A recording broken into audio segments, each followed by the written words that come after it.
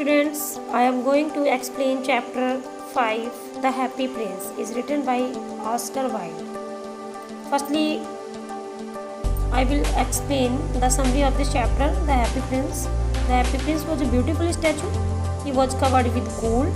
He had sapphire for eyes and a ruby in his sword. All of you very well know the meaning of sapphire and ruby, because your section division already stones name sapphire, ruby, topaz. So in this chapter we will know also the sapphire and ruby stone. High above the city on a tall column, the statue of the Happy Prince. The statue of the Happy Prince stood on a high platform overlooking the city. The prince was called a Happy Prince because when he was alive, he always remained very happy. Upon his death, a big statue of his was erected in the center of the city in his remembrance. Happy Prince की याद में शहर के बीचों बीच में बहुत ऊंचाई पर एक स्टैचू बनाया गया था। और इसको हैप्पी प्रिंस क्यों कहा जाता है? क्योंकि जब वह जीवित था, when he was alive, he always remained very happy. So all called him Happy Prince. The statue of the Happy Prince was covered with their layers of gold. और जो स्टैचू था वो कवर्ड था गोल्ड लेयर से, and instead of the eyes balls there were two bright shining sapphire stones. और जो eyes थी वह sapphire stones से नीलम पत्थर से जो है चमकीले पत्थर से जड़ी हुई थी. In the handle of his sword a bright ruby stone was placed. और जो इसकी स्वॉर्ड थी, तलवार थी, वह a bright ruby stone से कवर्ड थी. One night there flew over the city a little swallow. His friends had gone away to Egypt 6 weeks before. Swallow, all of you know very well swallow. Swallow is a teeny bird. Although it is not a human being, still the writer is referring to it as he and his. So don't confuse it. Here using of he and his for swallow. He says that all the friends of his swallow had flown away to Egypt 6 weeks ago. Means 6 हफ्ते पहले ही जो swallow है उसके सभी friends Egypt से जा चुके थे. This bird did not go with them. But यह जो चिड़िया थी उनके साथ नहीं गई थी. But later it thought of going to Egypt to his friends, so it was on its way to Egypt. All day long he flew, and at night time he arrived at the city.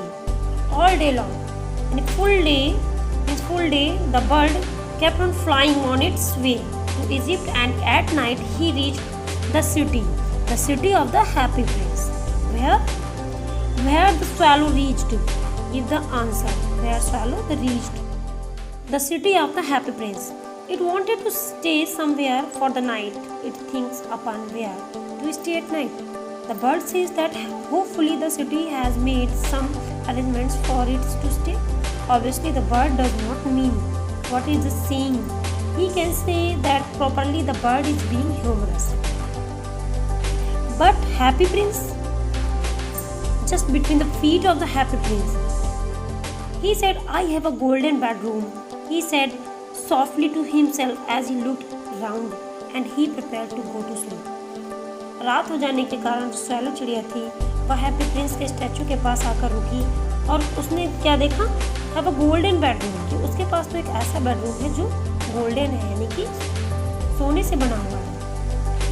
Just he was putting his head under his wings, a large drop of water fell on him. जैसे ही वह swallow चिड़िया अपने सोने की तैयारी के लिए अपने बिस्तर पे जा ही रही थी, वैसे ही a large drop of water fell on him. उसके विंग्स पे कहीं से एक बड़ी सी बूंद जल की आ गिरी. What a curious things, he cried. Swallow cried.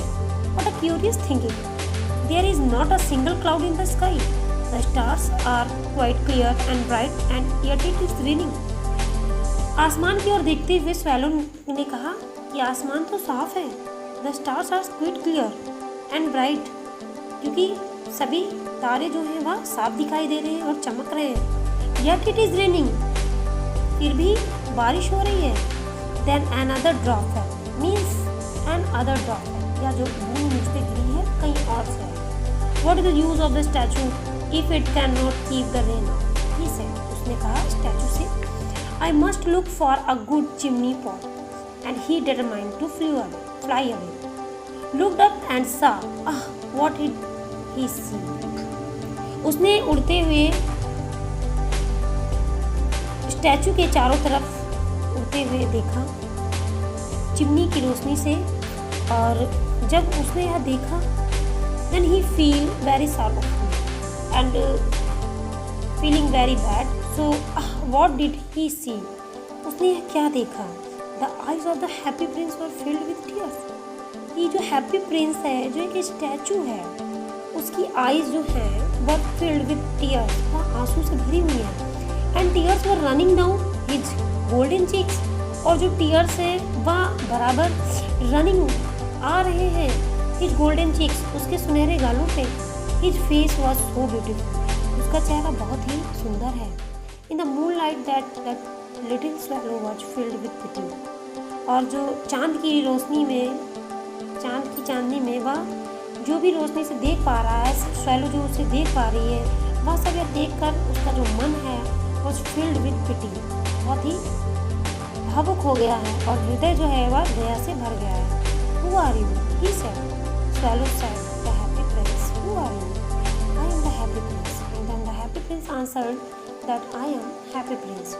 Why are you weeping then? Asked the swallow. Swallow asked the happy prince, why are you weeping?